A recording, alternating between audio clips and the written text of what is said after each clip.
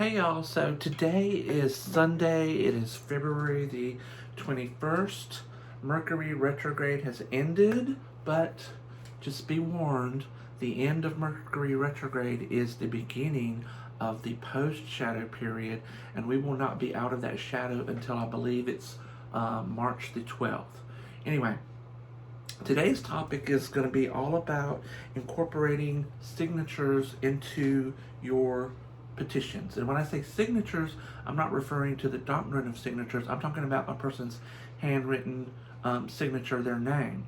So in witchcraft and in hoodoo, you will often see spells where it'll say, you can include a person's personal concerns in your spell.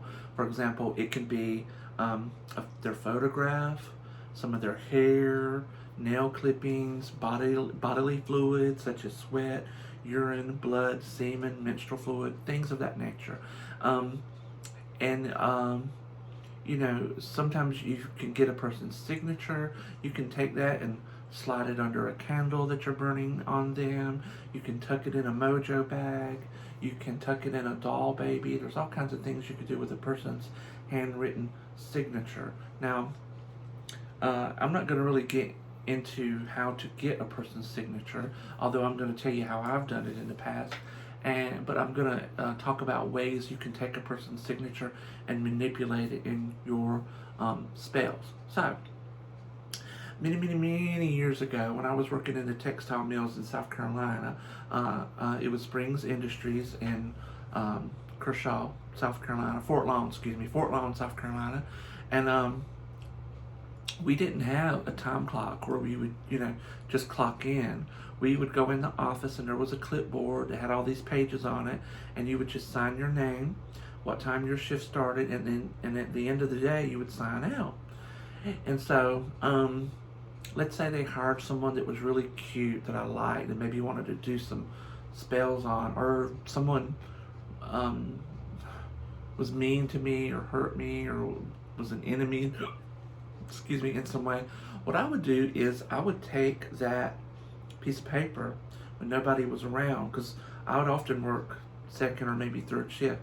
First shift's 8 to 4, second shift's 4 to midnight, third shift's midnight to 8 a.m. Sometimes I would work on these late shifts and there weren't as many people around. I would take that piece of paper, take it to the copy machine at the front offices, and copy that piece of paper. Now I have that person's signature. And what I could do is I can cut that signature out, and then, again, like I said, I could slide that under a candle that I'm burning on that person's name. I could tuck it in a voodoo doll, and that's my connection to them. I could tuck it in a little packet. I can tuck it in a mojo bag. There's all kinds of things that you can do with that. But then sometimes you'll see a spell in a book and it'll say, write the person's name 7 times on a piece of paper, right? Well, if you have that person's signature, you can make them sign their name 7 times on a piece of paper. And again, the way I would do this is I would take that signature and I would copy it, let's say 7 times. And then I would cut it out and glue it to a piece of paper. So now I have their signature 7 times on this piece of paper.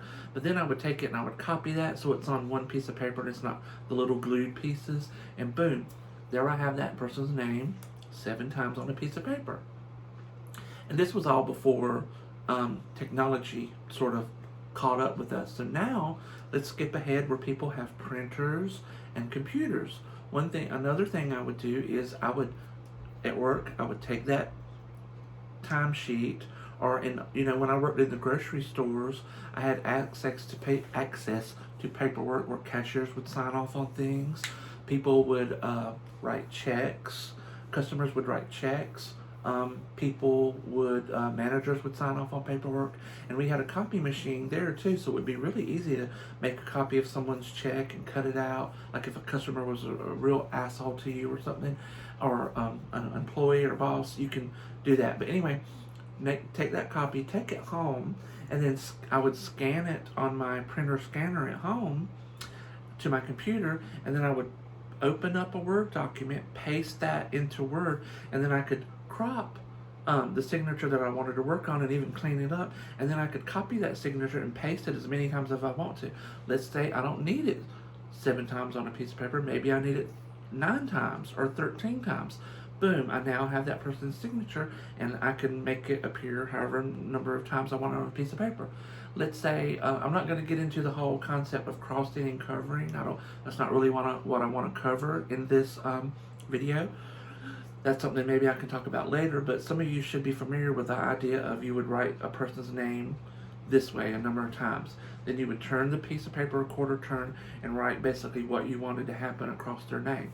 You can do this in Word too. So once you have that person's name pasted 7 times or 9 or 13, whatever you want, you can then do a screenshot of that, open up another Word document, paste that screenshot, crop it, so boom, now you have an image of the person's name a number of times. Then you can turn that image, right, and then you can use the formatting functions in Word to write something over that person's name. And then you could print that out and cut it out and use it in your spells. Another thing is you can manipulate people's signatures is, let's say you wanted to break someone up, and for whatever reason you have both person's signature. You can do, like I said, you can scan it, put it in Word, and you can have it so that the first person's name, let's see, you can have John Doe going this way, and then you can paste Jane Doe's name up under that, but then flip it horizontally so that John Doe is going this way and Jane Doe is going that way backwards, so these people's they're going in opposite directions, or they're parting, right? So there's all kinds of things you can do like that. Now, let's skip ahead a little bit forward. Nowadays, we all have iPhones, or well, I have an iPhone. What's that other thing that people have? Galaxy, whatever it's called. But pretty much everybody has some type of phone, and all phones have a camera on it. So now you don't even have to sneak away and make a copy of it. You can snap a photograph with your phone, crop it, and then email it to yourself and do all those things I mentioned before.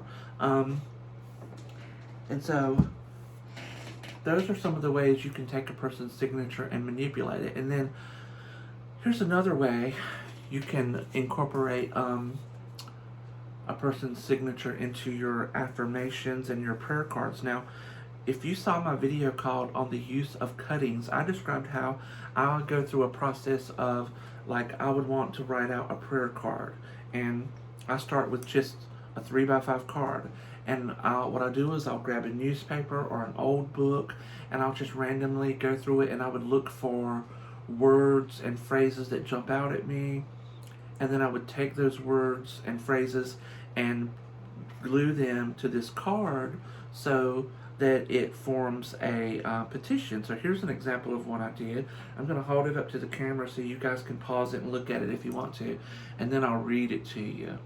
But here's what I did right here. And it says, money magic. I want to be rich. Let me think happy thoughts about it. Money on the brain. Detached. I am now money. All the money in the world, every penny. Good money and easy money. I think money come in a natural manner, hand over fist, and money came hand over fist to me. Money in the bank and money in my pocket. I am a rich man, a wealthy man. Money still rolling in. I am happy, and that's that. So this is what I call a little prayer card or an affirmation card. And what I do with this is, just like any petition, I can tuck this under a candle. I can put it in a doll baby. I can put it in a mojo bag. If I were to put it in a doll baby or mojo bag, I might actually make a copy of this and maybe make it a little bit smaller so that when I fold it and put it in the doll or the bag, it wouldn't take up so much room. But it's not so much about the end product with these cards. It's more about what goes through your mind when you're making it. Because it took me a good 2 hours to sit down and make this card. I went through the books, I found the words, it was like sort of playing Scrabble. I sat there and I moved them around and I came up with the sentence, and then I glued each one of these little words to the paper, and So it's about what's going through your mind while you're doing it, not so much the end product. So basically, I was like doing a 2 hour spell because I was focusing on this goal for 2 hours.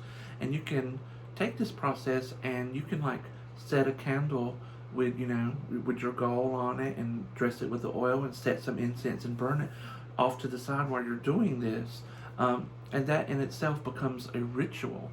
Now, what you do with the card afterwards is basically just sort of sealing the work. You know, like when I'm done with this, and if I set out a candle, I would sit it under the candle till the candle burns out. And then y'all have heard me many of times say one thing I like to do is I would take this card and I would put it in my Bible anywhere it says, and this shall come to pass. Or if there's a Bible verse about someone coming into wealth or something. What else was I wanting to say? And then when my goal comes to pass, I might take this out and burn it. This one actually I didn't press in my Bible. This one I put on my money altar, and whenever I do work at my money altar, I sit and I read it when I'm burning a candle. So it becomes a prayer, an affirmation, what have you. Now, the next idea I'm going to share with you, this is something that I came up with all by myself. I don't know if anyone out there is doing this. I've never read this anywhere else. And so before, when I was talking about capturing a person's signature on a piece of paper and copying it, now what you can do is when you make your card, you can take that person's signature and incorporate it into your prayer card.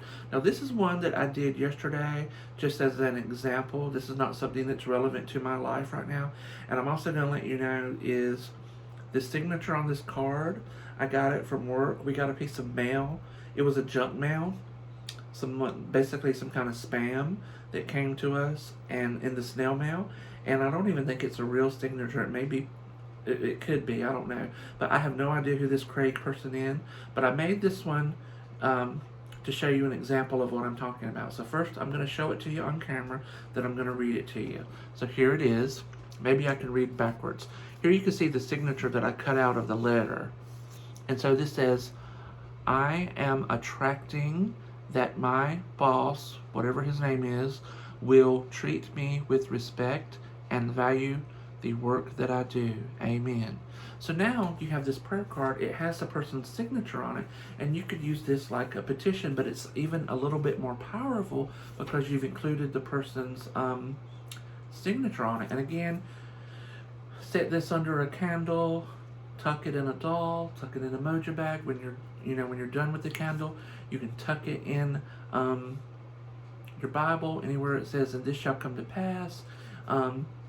Another thing I forgot to mention, well, I kind of mentioned it, but I didn't talk about it, is instead of putting these prayer cards away, one thing I like to do is, because I have several of these, I should have pulled it. I have one that I made for my weight loss journey. It says something along the lines of, I am now releasing all unhealthy weight, or something like that.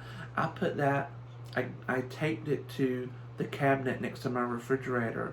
It's sort of between my refrigerator and my stove, so that when I'm cooking and taking things out, I look up and I see that, and it's fresh in my mind, and it reminds me of my goal. So with this, I wouldn't necessarily take this and put it up on my computer screen at work, because of course my boss is going to see it and be like, what is this, But you might put it in a drawer, put it under, if you have a desk calendar or a blotter, put it under there where you can just like lift it up and look at it and just sort of be reminded of it. But this might not be something you want out where everybody can see it. I have some of these cards on the mirror in my bathroom, because when you set these things out, whenever you see it, it reminds you of your goal. It keeps it fresh in your mind. But anyway, so I want to keep this under 15 minutes. And I think that's pretty much everything I wanted to say about this topic. Anyway, I hope you liked this video. I hope you found some type of value in it. And until next time, y'all have a great day. Bye now.